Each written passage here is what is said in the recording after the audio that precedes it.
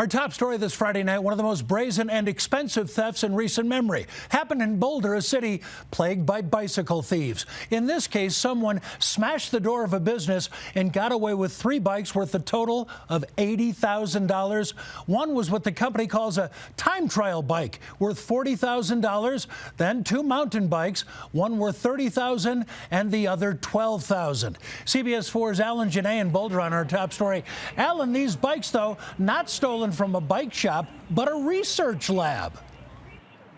Yeah, this bike shop where I'm standing helped to somewhat break this case. Now, this is an R&D company from where they were stolen. They're pinning a lot of hopes on this new technology they're developing.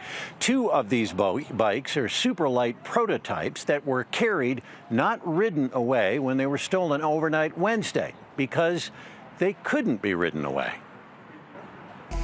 They look a lot different than any other bike you may have ever seen before. A revolutionary and disruptive bicycle drive system. And they're missing, says Driven Technologies' Alex Rosenberry. They smashed in the window with a rock, the glass front door, went straight in and stole 3 bikes. Driven works out of a building by the Goose Creek Bike Trail, doing research and development on what it thinks is the future.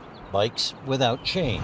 They've got shaft drives that haven't been fully developed.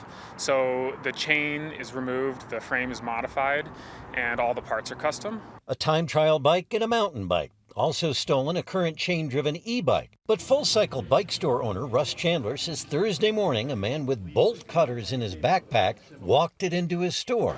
Not too many upstanding customers run around with bolt cutters and $12,000 bikes. So they called police, who arrested him. But he's not talking about the other bikes. Do you think he was alone in this? No, I don't. I don't think he was alone at all.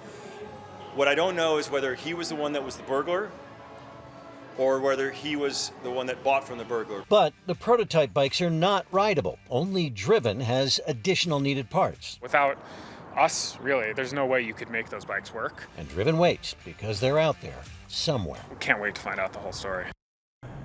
Russ Chandler also says 2 people came in first thing Thursday morning looking for bike pedals. The 2 prototype bikes didn't have pedals on them. They said that they had left a bike in the bushes after a night of drinking.